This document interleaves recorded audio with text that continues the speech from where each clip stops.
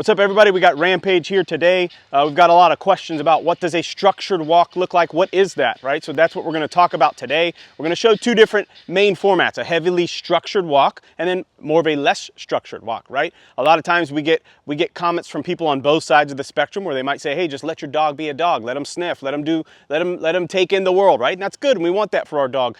But we've got to have a level of structure in place for their own safety and benefit as well, right? So that's what we're going to deep dive into the two main options as to what a structured walk is. Just make sure you stay tuned for the end of the video where we're going to get into the fun stuff.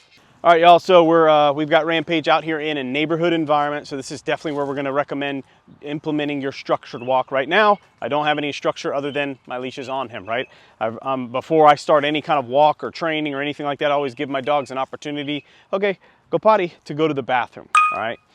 So when we talk about what is a structured walk, right, that is just holding our dog to some expectations as we walk, right? So you can, yeah, sure, I could take an untrained dog, put them on a leash and just let them take me along for the ride, right? That's not really a structured walk. Sure, they'll get some stimulation, they'll get some exercise, but they could be getting repetitions of bad behavior like pulling on the leash, right? If that's something we're trying to address, reacting at dogs, chasing wild animals, squirrels, cats, dogs, things like that. Right now we're talking about potentially going into unsafe territory where they're running into the road where there's cars. So this is the benefit of the structured walk. All right, so we're gonna go ahead and step off here. At this point, Rampage understands expectations. This means I can hold him to obedience and I can correct him for deviating. All right, so we just wanna make sure that that's understood and in place. Heel. All right, so when I give a heel command, my expectations for my dog are that they stay on my left side, all right? Nope, good.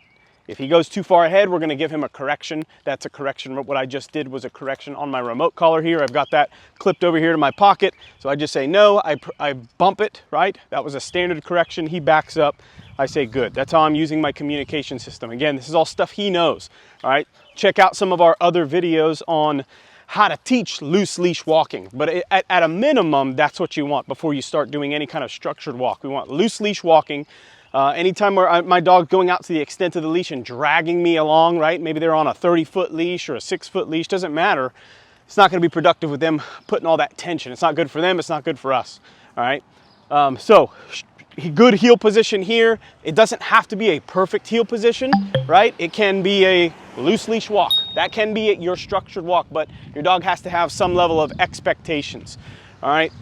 Keep in mind too, the walk is the bond, all right? The walk is the bond between you and your dog. So again, I think I talked about before earlier in the video that people think the walk is for my dogs to, nope, good, to sniff things, to take in stimulation, to observe their environment, all those things, yes, they're good, okay? But the purpose of the walk is to strengthen our bond. So again, if my dog's just marking on whatever they want, sniffing on whatever they want, it can be setting a bad precedent, right? To where they are getting to do whatever they want, whenever they want, right? Just like we would never let a child do that. They can't make rational decisions. They don't understand that some cars may drive 55 miles an hour right here in this neighborhood, right? Or 30 miles an hour, or whatever.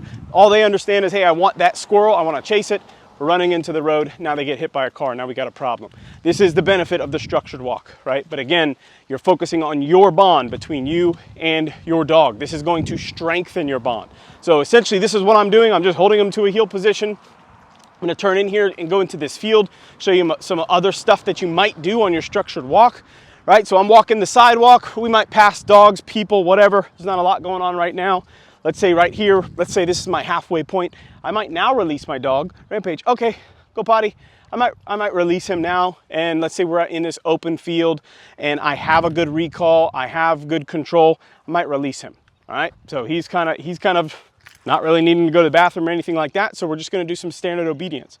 Rampage, sit, good. All right, so I put him back into some type of obedience. Rampage, heel. And now I'm working on like fine tuning my obedience, right? So my turns, as I turn, I want him to turn with me. Good. Right, same thing on this left turn. As I turn into him, I want him to adjust to me. Good. Good. Rampage down. Good. Rampage stay. All of this is good repetitions, right? These are good repetitions of him doing something that I'm asking him to do.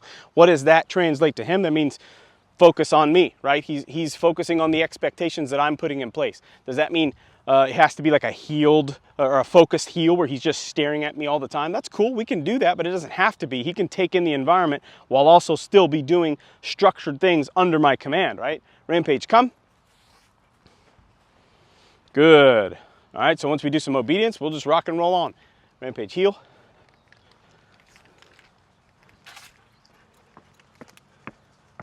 Good, but all of this is good mental stimulation, and you'll actually find that you will do less physical work with your dogs. A lot of people are like, oh, I gotta walk 3 miles or 5 miles a day just to tire my dog out. When you throw in some mental stimulation, right, and it's not just about the physical, you'll find that you're gonna balance out their energy even better. You may be doing less physical work, right? When just because you're throwing in the mental.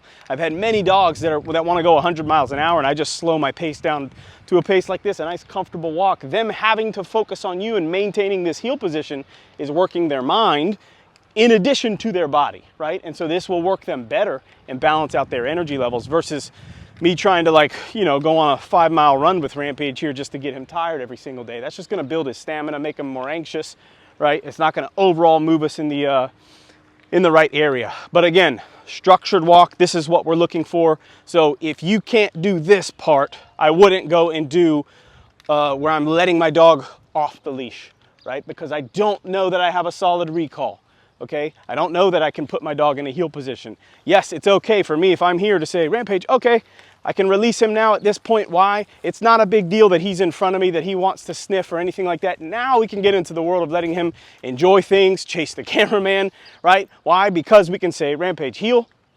I can now put him into a command if somebody's coming to pass by me, or if there's a dog that maybe somebody doesn't have as good a control over, or there's a kid that I'm not sure about, or any kind of safety issue. I can recall my dog, put him into structure. Once my structure is solid, that's when we can kind of let our dogs explore a little bit. All right, so you guys stay tuned. We're gonna show you what a less structured walk looks like. All right, guys, so we've seen our heavily structured walk, right? We've talked about the benefits of why we want to have our structured heel position. Now I'm out in the woods on a hiking trail where I enjoy spending my time with my dog doing lots of hiking and stuff. So now I want him to be a dog. I want him to experience things, right? So now I can loosen my structure. I can take him off the leash. I can let him do his thing. I can let him sniff. He likes to grab sticks and do all of the kinds of things we love our pups to do, right? So I'm gonna just give him a release command, Rampage, okay, right? So he can do whatever he wants. He wants to check out the cameraman, right? Okay. So my structure is always in place, right? I can always fall back to that point of structure that we've already talked about. Like, this is fun to do. I like walking and just hanging out and letting him do his thing. He's sniffing the ground, he's exploring, he'll grab sticks, he'll walk around, he's kind of doing like a mini patrol, right? But if I'm out walking and somebody comes around the corner with their dog, maybe that dog's not friendly, maybe it's kids, maybe we just don't know what's gonna happen. We've gotta have that structure in place. So the things I've been working on here, like I'm letting him do his thing, he's off leash. Rampage, come. I give him a recall, he comes, boom, I reward him, right? Now we're essentially back in that structure. Rampage, heel, right? So I can put him back into that structure, we can pass whatever distractor we need to, and then Rampage, okay, right? Boom, we release him. And there he goes, right for the stick, right? So you can have the best of both worlds. You can let him be a dog. Let your dog be a dog. Let your dog do things that we want, right? But just remember, the walk is not just for our dogs to experience the world. That's a piece of the puzzle, right? So a lot of times we get some hate, you know, when we have our dogs in heel position. They're like, well, just let your dog be a dog. There's a time for that, as you can see here, right? There's a time to do that, but there's also a time to keep our dogs under good structure, okay? If even out here, like we talked about for their safety, right? Running into the road where there's cars and things like that, they could get hit by a car. We don't want that. But even out here, there's no cars, there's no traffic, but there's snakes. There could be wild animals, right? My dog likes to chase the deer and the foxes and things like that. That might not be beneficial to their safety. So that's where having that recall on point, right? And being able to put them into that heel position is going to be beneficial. And so sometimes you got to practice that as well. So even in the midst of him playing with this stick, Rampage, come. He comes to me, I can literally reward here, Rampage, okay, and then you go back to doing what you're doing. All I'm doing here is proofing my recall. Under all circumstances, will he come to me, right? And this is low arousal, I get that. This is low distraction, nothing too crazily tempting for him, but we slowly build this up in time, adding distractors and things like that. Okay, buddy, go. right? And sometimes he'll just fall back into that heel position, which is perfectly fine as well. Rampage, come. Good. All right, so hopefully you get an idea of what a structured walk is, but also what the end goal can be, right? You should not, in my opinion, you should not let your dog do these types of things unless you can do the first one, right? Unless you can do a good heel position, a good recall. Right now, we're potentially, if I let my dog off the leash or whatever, I'm potentially being a little bit irresponsible to others and to their safety. So hopefully you guys get an idea of what a structured walk looks like, as well as a little bit of a looser walk, all right? See you guys next time.